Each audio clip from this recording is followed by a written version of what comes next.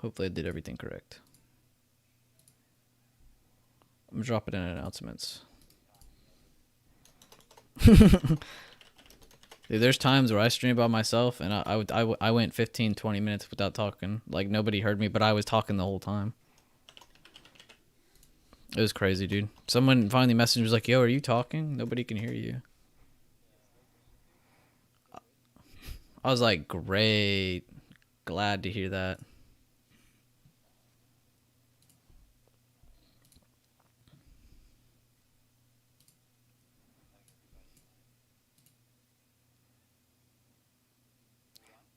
Yeah, we're on. Even if people don't join though, it's okay. They can always play back. But yeah. That's why I like the YouTube streaming, man, because it just instantly keeps it up there's a video. I'm not having to do a second process. It's just so easy.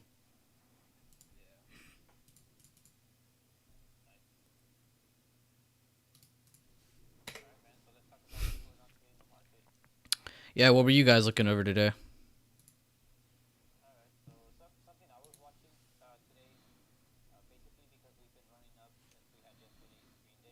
Mm-hmm.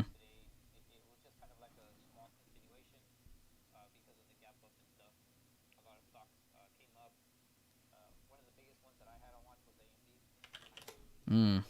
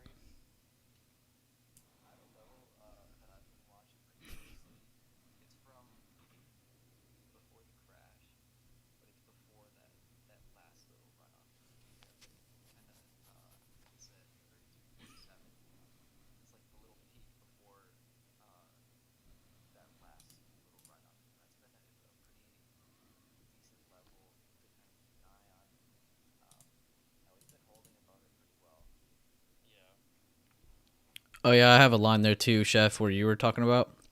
I have a 3390. It's not accurate. I just threw it up there. 3391.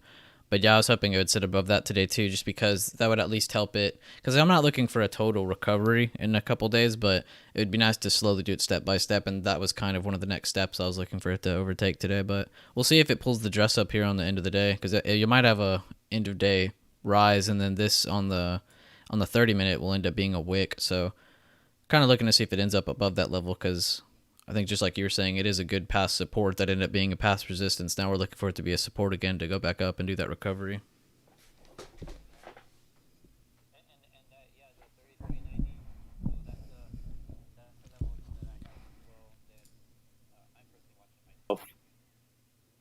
Um, oh shoot. Let me go to the queues, see what that was looking up to. I haven't looked at that one in a couple hours. I like that candle on the queue though. We'll see how that Yeah, ends up in the last four. We have another 42 minutes. yeah, and something that we just talked about earlier is this sell-off. There's not a lot of heavy seller volume that has to do with this sell-off. So just keep in mind that there's a difference when you have a sell-off and a difference between a pullback. The pullback is going to be low volume. The sell-off is going to be higher volume towards the end of the day. And if you look at it, if you looked at ES, the the volume is not even like halfway compared to like the opening volume that we had. So keep in mind. Oh, on the 4 hour. Yeah, I'm on the 4 hour. Oh yeah, it's not even close. Yeah. So that's the awesome part about it. Yeah, I've been looking on the daily on slash ES for spy features, and Yeah. it's kind of trying to do like a rounding bottom on its, which is a normal pullback pattern. You normally see that on pullbacks. You'll see a big, we have a big rise in selling. That's normal. Then you have a slowdown. That's also normal. And you're getting kind of a rounding bottom pattern here on the daily, which is again bullish, which is why it's such an awesome pullback pattern. So I'm kind of looking to see what's going to happen here. Is it going to keep breaking up? Because now I'm looking for SPY futures to break that 33.91 we were just mentioning. That's kind of what we're Yeah. needing to break next to get back into that zone. Yeah. And then Which, from there, we'll just start staircasing up. yeah, definitely. I think that's exactly what's going to happen. You might even have Yeah. one more healthy pullback. You might have another healthy pullback to test the 33.59 or even the 33.30s worst case. Yeah. But Yeah, I think this is nice. but I think once it does finally break this 33.91 for good, you're going to get an emerging candle. Like this one over here on the left, when it first did it, it went from 33.98 to 34.27. That's a pretty significant jump for SPY overall. So that'd be Yeah. nice to see. That'd be good confirmation. Which I'm just looking at volume on the daily. We had rising volume to it. Then you had a seller reaction, but that's normal. You're just consolidating under. And then you have two more candles that are pretty similar in volume. I think one's a little tad lower than the other. So when you're trying to like confirm, I guess, a bounce, are you ever gonna get like I'm looking at like a NQ right now where, especially early in the month when we started kind of selling off, we had that really high seller volume. Mm-hmm. I mean, are we, when we start recovering, are we ever gonna surpass that in buying volume, or is seller From when we volume sold? is usually a lot more than buying volume, right? Whenever you have sell-offs, you always see more volume just because that fear Yeah. factor it has. That's why you see it such rapidly. So you won't see it, the buyers take it back in the same amount of candles, but you will see it like we're saying in a staircase, a staircase, kind of like the Iron Hands video and how I was showing you the other day. It'll just slowly take back the ground. You won't see it. Now, if you do see it do that, that's awesome. You know, that's kind of letting a big winner come to you. But damn, I even have that rounding pattern here on the NASDAQ futures. I went over there as soon as you brought it up. Yeah. And I'm on the daily too, so that's Yeah, pretty awesome. on a 4 hour, it looks like we put in like a little double bottom, right around 11,000. Yeah, I did some chef zones that I kept. I'm keeping these up here for a while now because they're using them very well. Yeah. Damn, bro, MACD's about to cross up too.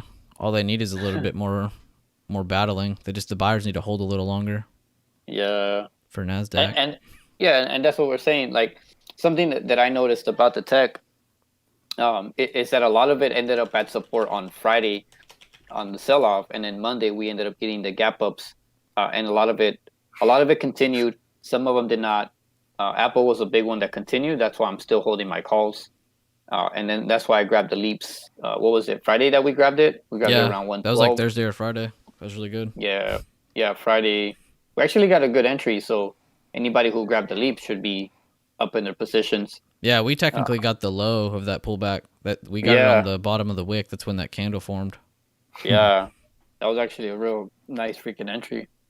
and just like today, I think a lot of it too has to do with like reaching that 3400 level on ES, testing like a new area. And there's really a lot of people are looking for news. They're looking for a reason, for this thing to just keep continuing and continuing. And there's nothing like that right now, other than the fact that little Apple event was going on and the sentiment about that, and then the Tesla battery thing. But other than that, there's really not much going on. And then I think Feds are speaking tomorrow, this week sometime. Yeah, I can't wait for that to happen. Yeah. Powell's gonna come back to life. I was gonna say, Yeah. did we ever get like an actual reason for this sell off besides the whole SoftBank thing? I think it was just healthy pullback from technical charts and a lot of people pulling out. Plus, Powell wasn't so active this last week. Last week and a half. So that might add to it. Yeah, it was just like a really fear-induced kind of way for the institutions to kind of get some liquidity and probably grab some positions, on the way down. And this is the thing people don't see, and I'm showing it on my chart now just for anyone watching the stream, but you have your primary trend, and then you have a secondary trend. You're not just going to keep having green days. It just goes straight up. Even on the sell-off here, if I extend this out, and let's say here's your downtrend, you still have a secondary trend that pops up. You have your pickup, drop, which this is kind of hard as crap to look at because there's so many big drops. But here on the pickup, at least it's a little easier to see. But you're gonna have your secondary trends push up, consolidate. See, you have a flat. This is where Chef zones come into play so well. They come in right here, pack back up, primary trend, secondary trend, and it just keeps following that. So all we're doing right now is again retesting what we've already gained. Now it was a little bit more of a retracement than people would have guessed or thought of, but that's just how retracements are. You're not going to get an exact 8% retracement every time. Sometimes it's going to be 15. Sometimes you're even going to see 25. It's going to be different every single time. Yeah, especially I think last time we were talking about it too, how like that straight up movement just isn't natural, and like the market needs these pullbacks. We needed to find support and to build some structure, because especially when like when we do have these pullbacks, we need to catch on support. And if we're just going straight up, we're not going to have support for like a while. And we've seen that in a lot of tickers. Like I know just off the top of my head, I know ZM Zoom pumped straight up, and I'm pretty sure it fell pretty hard when it did end up pulling back finally. Yeah, ZM was a big one. You need that to build that structure on the way up, and that's what a lot of those pullbacks are for. Yeah. You have pullback, consolidation, push up, pullback, consolidate, push up. Sometimes you don't always get the pullback. Sometimes you don't always get the consolidation. So that's why it's always good to at least identify what you're seeing, because even on trends too, like I drew one nice pretty little trend line here on the Dow, but you actually have leg ups too. You have this one leg up, then you have a bigger retracement, 2 leg up, which you're actually still following the trend on the second leg up. So if you want to have a little more accurate trend lines, that's really what you'd be doing is the second leg up. This is which normally you have 3, just like in Chef's video, rule of 3. You also do that in rules of 3. There'll probably be a third leg up if we do end up testing all-time highs on the Dow, because the Dow's actually it bounced off of the June levels, so I'm glad to see that for a second time. So if it can go up and retest all-time highs, that's a lot of lagging stocks catching up, thus raising the market. Yeah, exactly, and it doesn't always have to be just tech, holding up the market, man, and that's something that I always talk about. If you're going to be trading, let's just say tech, watch the whole tech sector. There's no need to watch tech and then watch BYND because you're trading, either or. If you're going to trade BYND, go watch Shack. Go watch all these other tickers that have to do with the food industry. Mm-hmm. It's always good. Airline, same thing. BA, AAL, DAL, LUV, all those things, jets. They all move together. And something that I always like to find when I see things like this happening is which one is the one that's standing out of the full sector. So in this case, if you guys were following the financial sector, you guys would have gotten your alert yesterday that Citigroup was the one actually breaking down, and it broke out of its trend out of the whole financial sector. So today it brought down the financial sector because C continued and it broke a major resistance. So I know David, I think he tagged me yesterday, told me that C was breaking down. I'm sure everybody got the alert if, of course, they followed it. Whether or not they took the trade, that's not on me. You shouldn't wait on me. You shouldn't wait on anyone. You should have your alerts. Understand that the stream was already made when we talked about these leaps, so JPM and C. So C should have been the number one reason why you would have grabbed puts on it. And there you go. See, that's a nice breakdown right there. And it's hitting perfect on the bottom now. These are the exact lines from the stream we did. Yeah.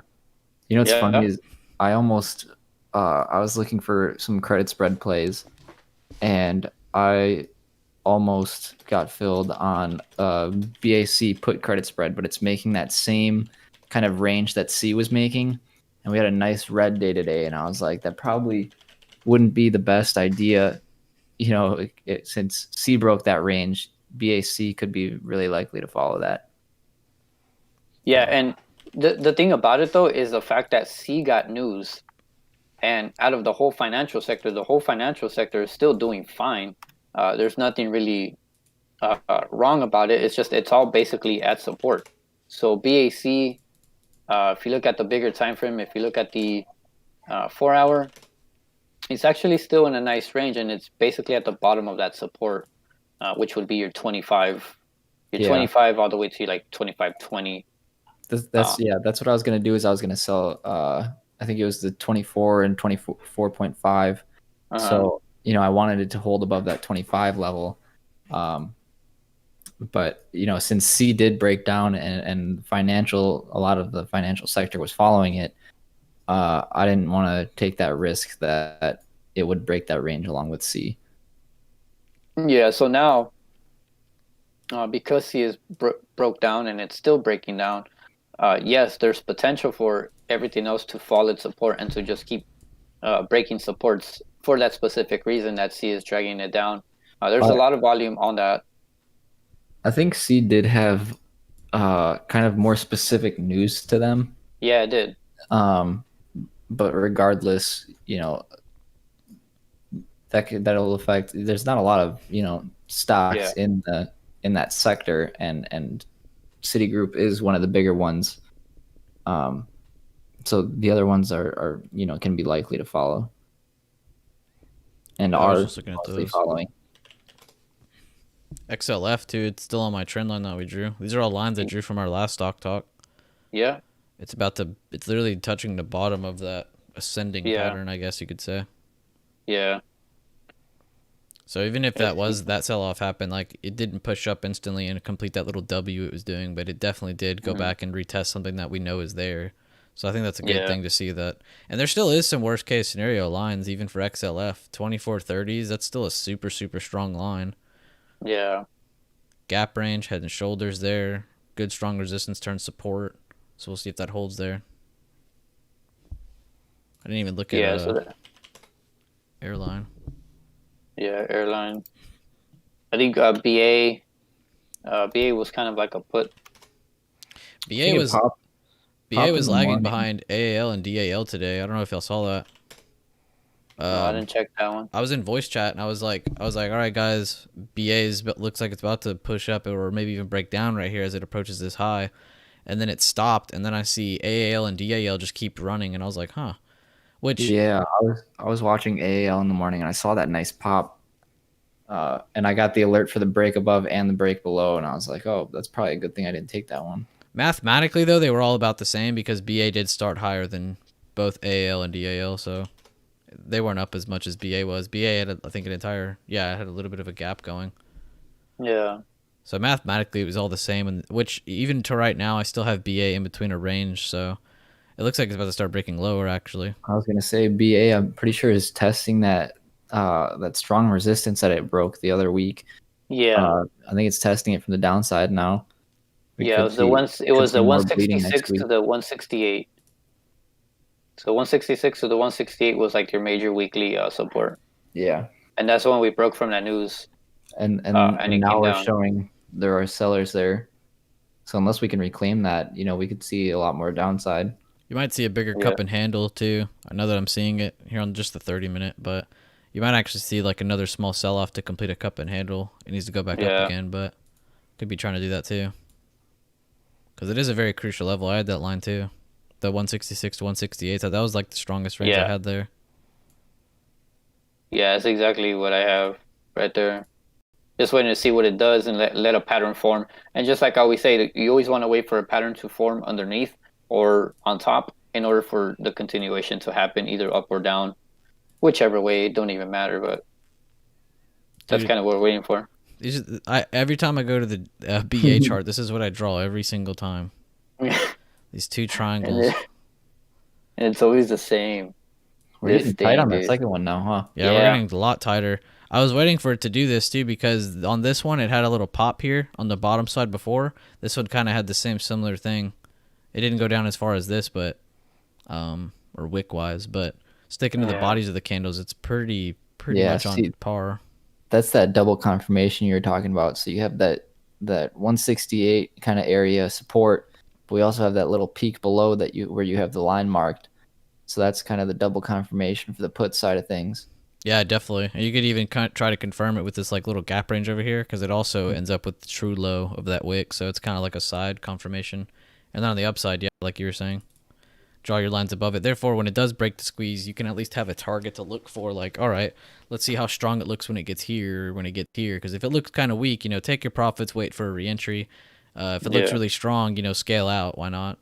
See Yeah, what I it was gonna does. say, like what Chef said, get 2 contracts, let one ride to that closer kind of take profit level, take your profit, and let the other one run and play with the house's money. Exactly. Yeah. That's the perfect way to play it. Yeah, it's kind of nice. It's a good strategy. That's why I'm still sitting on AMD. I'm just chilling. Yeah, I was actually looking through my list and I was helping somebody, so I sent him like a small little 4, 5, 6 minute video or something like that. And we were talking about it right here, like none of these candles had happened yet. And I was like, he had played calls right here. And I was like, well, that was a good play and all, but your wicks were screaming at you the lower high as well as for a reversal. So that kind of sucks, He got on a good play, just a bad fake out, and he cut losses very quick. So I was like, man, that's really all you can do, Not every setup's gonna be perfect, but at least you played the system. You at least stuck to your discipline and got out. But he ended up messaging me later and was like, yo, you're a freaking beast, blah blah blah, because it ended up dropping and ended up hitting the level that I had marked for him. Like almost perfectly, and then bouncing for the rest of the day to 150, which that's crazy to see beyond at 150 again. It is, dude. That was nuts, man. I freaking missed that one too. Yeah, I did too. I'm kind of mad about it, but it's all right. It's gonna be a bunch of good re-entries on this because I love this stock, man. Like I love eating meat, but this stock, this stock is a beast. I love this stock. Yeah. I've been teaching this stock since the beginning of me, dude. Like I was showing people this when it IPO'd, and then I showed this gap range. I was like, guys, this is the most important fucking range you could ever draw. Like this will make you so much money because this is like the greatest thing ever. Blah blah blah. But now it's getting a little more fun to chart because we're not in this zone anymore. We're finally. I was trying to teach people this, like, guys, we have never broken above this and stayed above this before this happened, and then we did this. So now I'm going off of the information. All right, we've only done it once, but with a reversal pattern. You got your slight head and shoulders here. You have one little, which this was off of news, which is why you have that pick up there. And then this one, it's kind of building off of both technical analysis, fundamentals, and a little bit of news with the Starbucks stuff going on.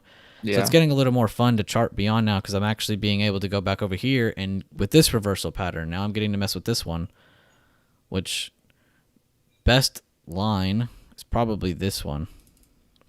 163s. That's new long-term target for beyond if it stays above 130s. So I'm kind of excited about that one. Yeah, I like that, man. I like the fact that it kind of held that support. It gets so choppy there too. Yeah. Just that top of that range, it kind of just held that top of the gap area. Mm-hmm. I kind of like that. Yeah. I like that it jumped rope there the whole time. Yeah. And it's cool. Like, man, BYND has these moves, man, that you look on the 4 hour and they're like huge candles, man. They're massive. Dude, right here, though, like, look at this. 1, 2, 3, 4, 5, 6, 7, 8, 9, 10, 11, 12, 13. Like, that's 14 days of little movement here and there, but that's in a $7 range. And then right here again, 1, 2, 3, 4, 12 days. Did you end up playing it any of them days? And I haven't got to play this run. I haven't got to play this run right here, but I ended up playing the pop-up twice. I played this one and I played this one. And then I was kind of waiting for it to pop back down to here, and I never got back into it due to other alerts. But man, it's getting a lot more fun charting this one because I'm not having to go off this gap range anymore. Like, it's still there. I could get this retest and then get an even better entry, which is what I would like to see, but we'll see.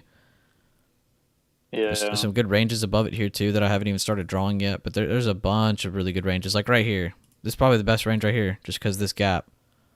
Yeah. This is like the next zone I'm playing for. Once it breaks into this, I'm looking to play into this zone. So I'm just kind of looking for the volume pops into these zones to play, which it's going to be risky, but I am probably going to try and call out a beyond swing next week or this week for the retracement play or the zone breakout play. Yeah. A good dip eye would be nice. Yeah, that would be optimal. I'd really like to get that pop up. That'd be really cool. Yeah. Yeah. So the market looks like it's pulling back a little bit now. Came down to this 33.80. Kind of nice. Hey, yep. I went to SPY instead of futures, and I have 338.40. It's like the same thing almost. Yeah. Let's see. Yeah, the 338. Yeah, it's not bad. I like these levels. Yeah, we're just seeing how it's going to react to this consolidation on the left that before the pop happened. See how it holds this area, which Yeah. that W is not bad. And then it looks like it was trying to do a cup and handle. It didn't complete all the way. So we'll see if it actually ends up just holding down here, maybe even down here at 3370s and then popping back up. But we're going to play off reasoning. We're not just going to, hope on stuff. Yeah, for sure. The H word. Yeah, that The was H thrown in the word. free chat the other day. Was it? Every other day, dude. Somebody came in there saying, I hope. And I think I saw James go in there saying, oh, here's the H word. It's like the bad word in the stock market. Dang, that's so It really is. Like, I mean, a lot of the people that come in to the free chat, like, it's fun to look at, but it's like, oh, do you think, uh, Oh, yeah, dude. do you think, It's. do you think this is a good stock to buy? It's like, you know, it doesn't matter what I think it's, or if you're hoping for this stock to go up or whatever. It's like, as long as you have a plan, you have an idea of what you're gonna do, like, go for it, play the charts. And a lot of the time, they're just waiting for you to say something, like, even if it's like the last thing you say, just to line up with what they want to happen, then Yeah. that's the only part they'll really read. They won't actually hear anything else you're saying. It happens so much, it's crazy. It's that free access chat is really a beginner's chat of people who are either in another group or just they don't want to be in a group, so they just want to ask you for that little bit of advice, which is cool and all, but like, damn. Yeah. Yeah. Come up with some of your own analysis, and I'll eat off that. Say something, and then I'll send you something. It's kind of how it is, just so we can have a Exactly. productive conversation. Like what Chef says a lot is, oh, if somebody says something's selling off, post a chart. Let's see it. Yeah, let's see what's up. Like, come on. Yeah. If you just say it, I don't expect people to play it. Yeah. Yeah, there's no plan or anything, man. And that's something that I always say when somebody says, "Hey, what do you think about this?" Well, let me tell you what I think about BYND, right? I don't like the meat, first and foremost. All right, I like real steak. Okay, that's exactly what I think about BYND. Now, if you didn't show me a chart, then I don't know what you're really asking. Right? If you're gonna say, "Hey, what do you think about, this level at 150, with this candle that looks like a doji or something?" Then we have a conversation. But again, if somebody's gonna ask me what do I think about something, and there's no chart, there's no specifics as to like, hey, I want to swing this. Hey, what do you think about these levels? Then I'm not gonna sit there and give you every little level. Yeah, you're not really Yeah. giving me much to talk about. Like, And Yeah. need something it's to eat off not of. anything against the beginners, because it's like, I'm sure we've all been there at one point, but you need to learn these kind of things before you start putting your money in the market. Yeah, I'd much rather Yeah. you go read through the educational server or something first, and then come to me or us and start asking like deeper questions. Because if Yeah. you just start throwing your money and stuff and you lose it, one, you don't even know how or why Straight you gambling. lost it, and two, you lost it, so you didn't even learn anything, and you have less money. So it's like a double loss. So if I had all the money that I had before I started just throwing it into shit, Mm-hmm. I would You'd probably be in a different place. Yeah, I'd be in a lot of different place. I think a lot of people would. You would be buying the dips right now on SPY. Bro, I was averaging down on all my stuff, just depositing money every other week, just averaging down. And that worked until it didn't. Damn, Tesla did pull back. Yeah, it's a nice pullback. I mean, it just had a freaking run. Yeah, Yeah. I was telling gonna some say, people what that earlier. pullback? That's like straight up to me. From 430s to 440s, you have a good pullback range, good consolidating range between 441 and 445. That's up what, like 12% in 2 days? Yeah, a lot. Honestly, this stock can do it, though. A lot of people keep trying to compare it to the rest of the tech sector. Like, a lot of the tech sector has already grown and are trying to adapt to growing more. Holy Tesla's still growing its ass off, and it has so much market cap to gain. So 20% in the last 2 days. this thing could do another 2 days just like this and be totally fine. Just because Oh, yeah. this stock has a lot of good fundamentals behind it. God, I can't talk today. Yeah. And it's so funny, like, hearing people say, "Oh, Tesla's a bubble. Tesla's a bubble." It's like, do you really understand the fundamentals behind that stock? Do you really understand, that they're more than just a car company, and how far behind all of these other automotive manufacturers are on like this electronic technology. Yeah, Like, they have Neuralink. They're investing in multiple different, yeah, like Tesla is doing so much more and at than the same just that. time, I don't believe that like Neuralink or the Boring Company or anything are under the Tesla name. So I mean, a lot of people get that confused. I think that No, I they mean definitely do, I but that's just market sentiment. Like even yeah if you heard like Elon won the lottery, that would make people hyped about it because yeah I people can't go to Elon and invest in him, so I have to invest in something Elon's definitely exactly in, which is Tesla. people trade Tesla like it is an investment in just Elon. Like when Virgin Galactic hit and it started running, it wasn't running because it was Virgin Galactic. They had nothing going on for them yet.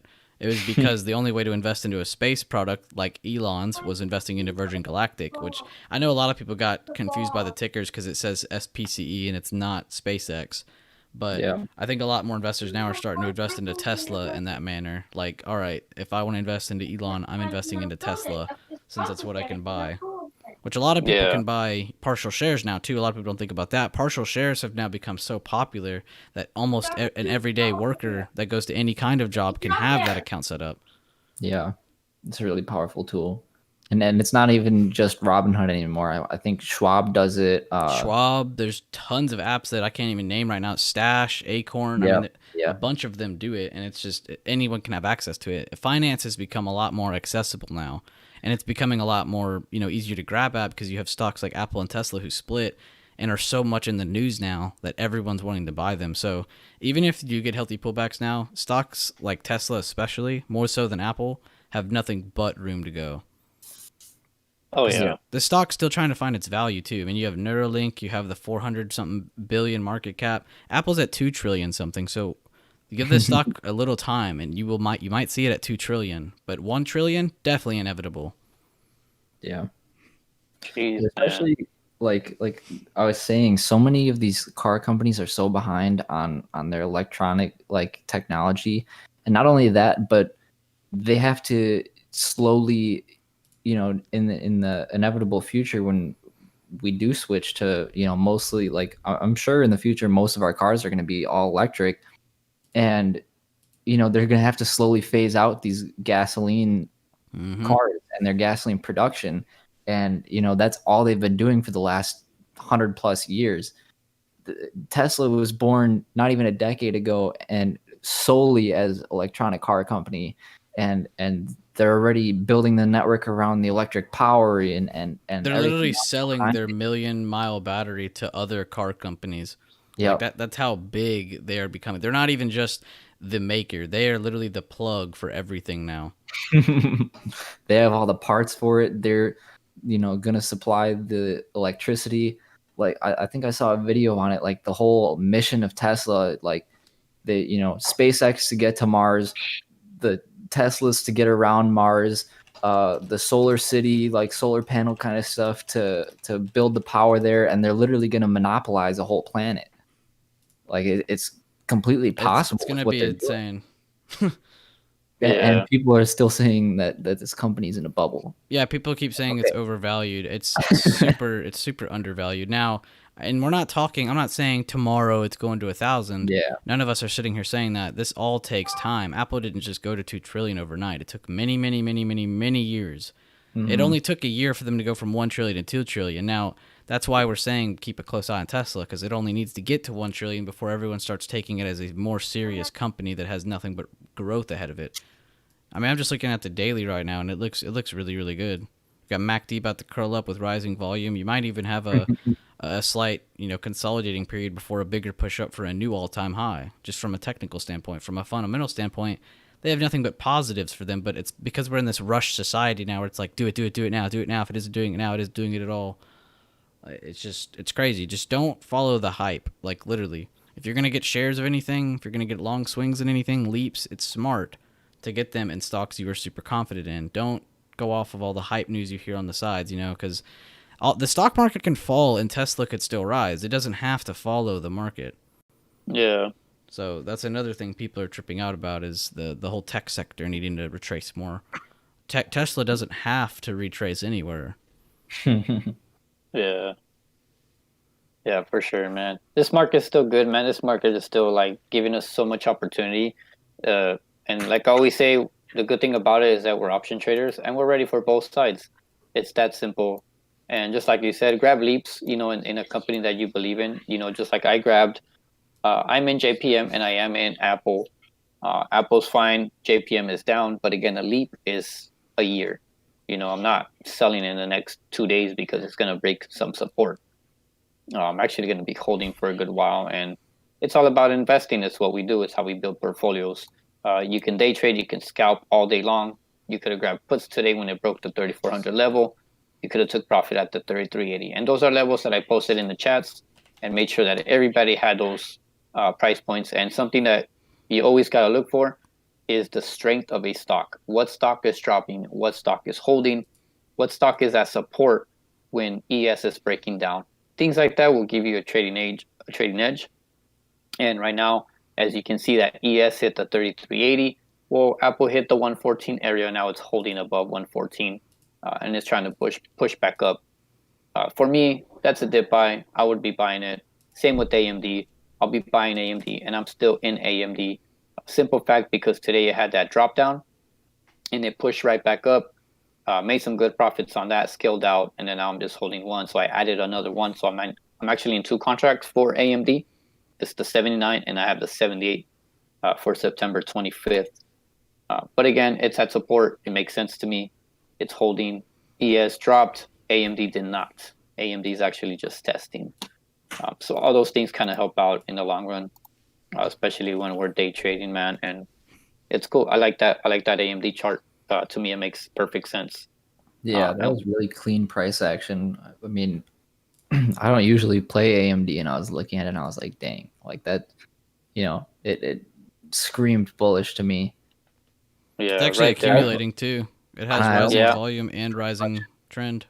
Yeah, I almost pretty much whole accounted that with you this morning when you called it out. Yeah.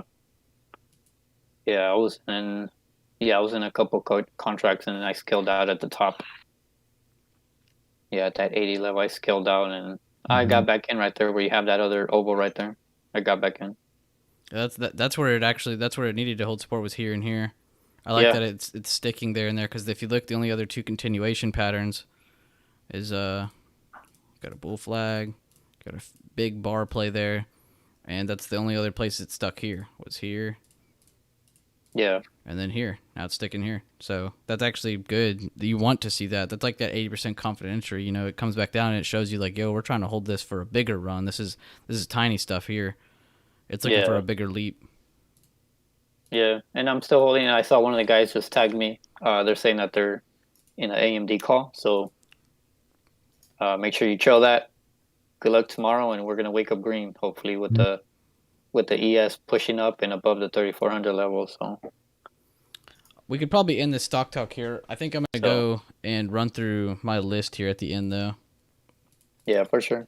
But I won't hold you guys any longer.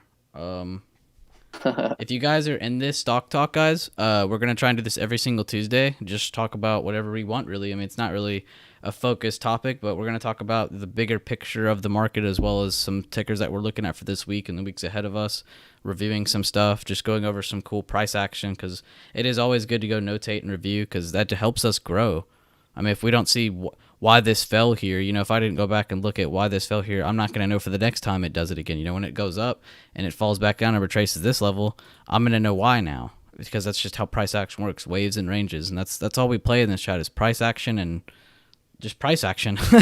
We don't, we don't need, I don't have any indicator. I mean, I have MACD on, but I'm not even paying attention to it.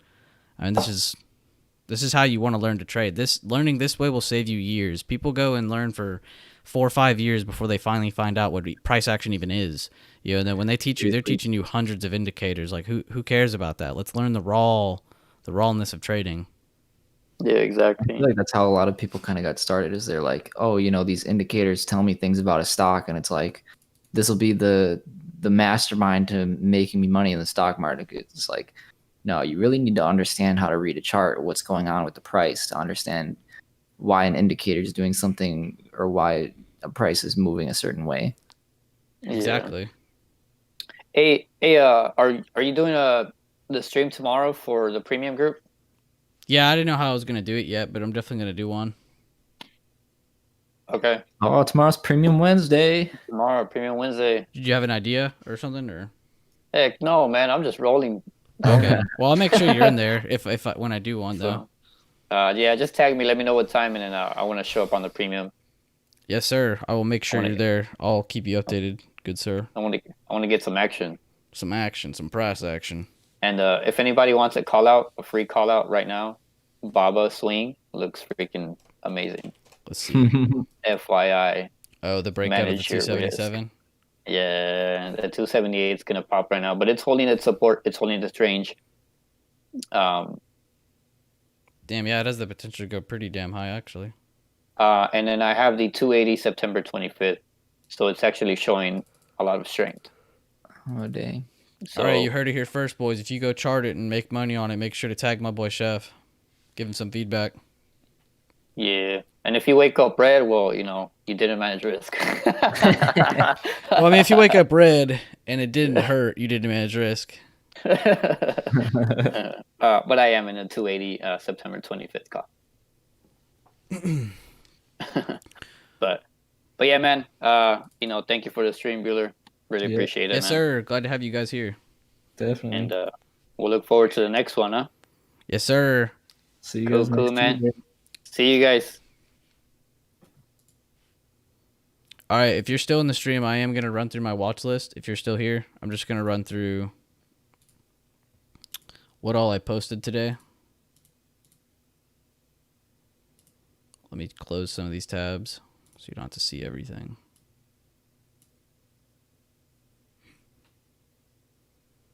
Let's see.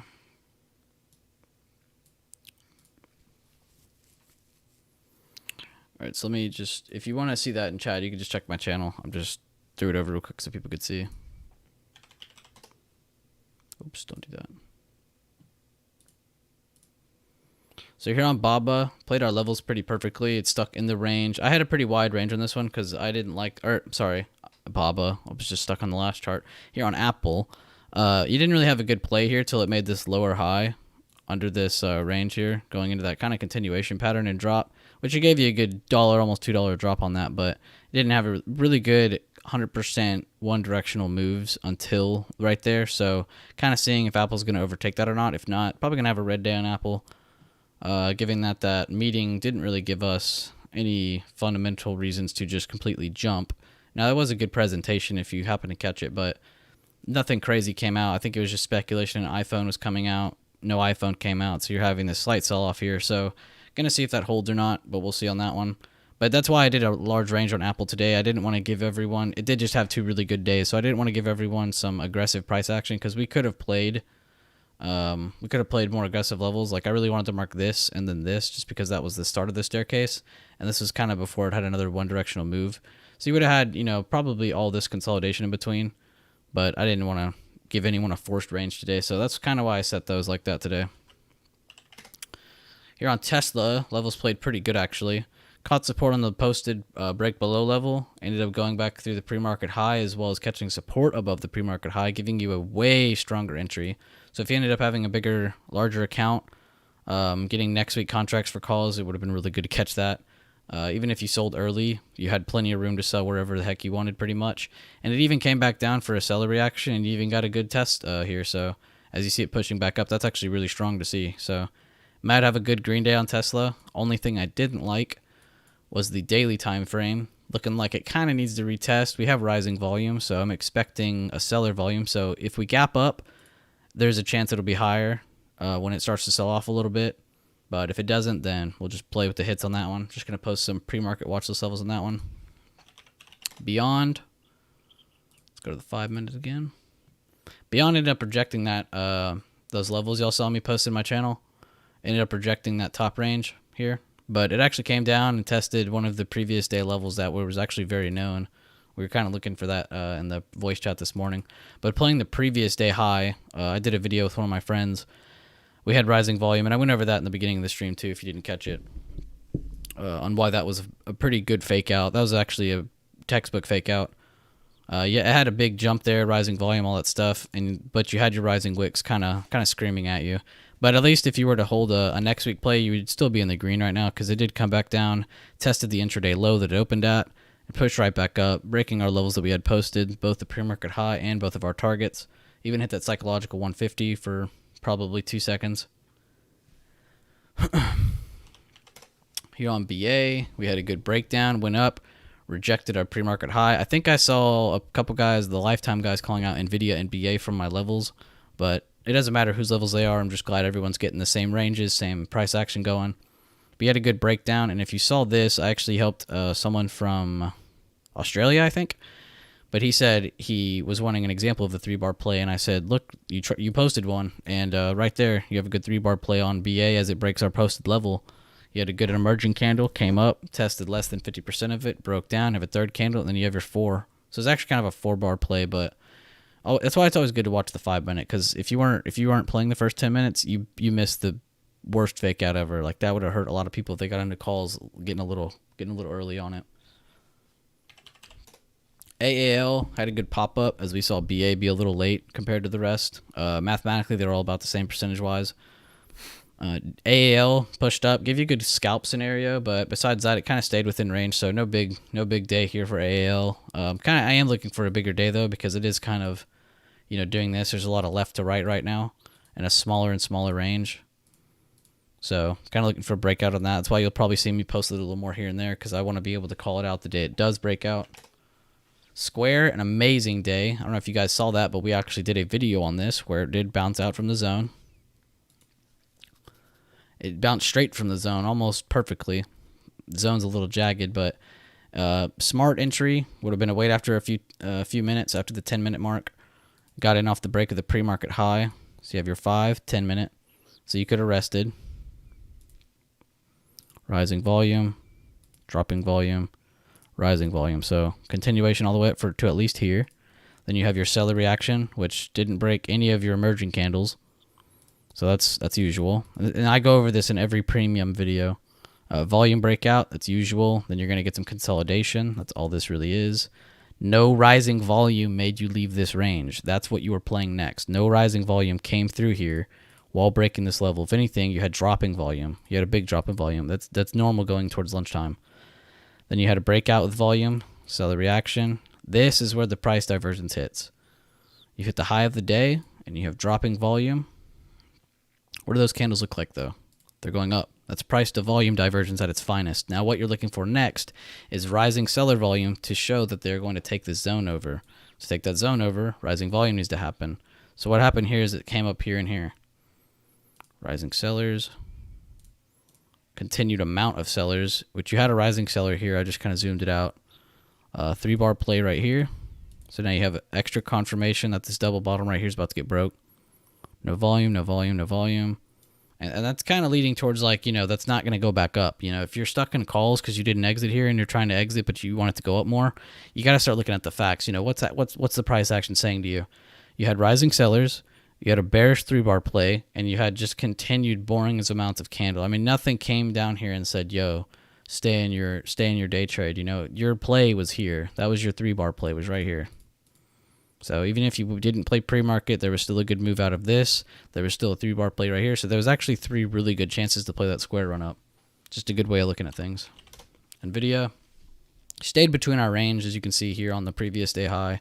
Kind of stayed under that, which is bearish. So that's kind of why you got a good bearish reaction. It doesn't mean, it's about to just sell off completely, but that's what it can lean to. Looks like you had a drop in momentum as it was dropping the whole time, picking up.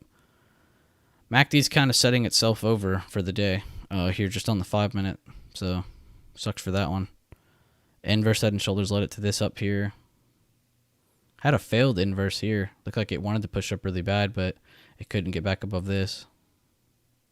So I guess tomorrow I'll be looking for the range between 522 and 515 since price action's still in between that. That'll be probably the most important range to watch for tomorrow in NVIDIA. Kind of a boring day besides playing the break of the, which I did post these levels. I said 520. Oh, no. Okay, I didn't. I played a passive range on this just like Apple. Perfect. So nothing amazing happened off the list today. You did have good price action. You had a good Bear flag there, 3-bar play, support catch. It's doing a lot of inverse patterns. So you have this inverse, inverse, inverse. You're just looking for that big push up now. So you're kind of looking for this 522 to be broke tomorrow for bullish. Bearish, I'd say break below 515s. So we'll be looking at that tomorrow. And the last one was a request from someone in chat. It didn't do an amazing amount from the levels. Let's see what levels I marked. I said 497.30s,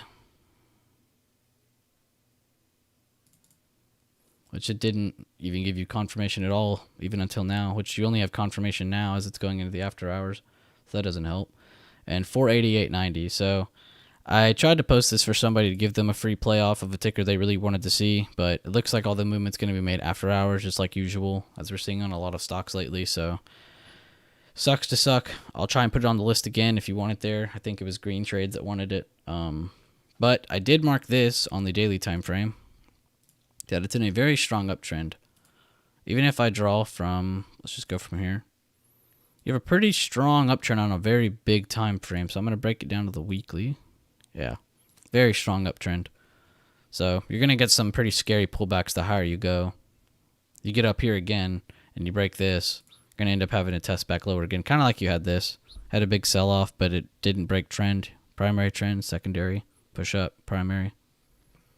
But if you guys need any help with how to play the watch list or any of the charts in chat, or you just want to at me or throw some of your levels at me to see if we can compare, go ahead. Please at me in chat. Please DM me. I am always here to help. And I hope these stock talks help. I'll see you guys next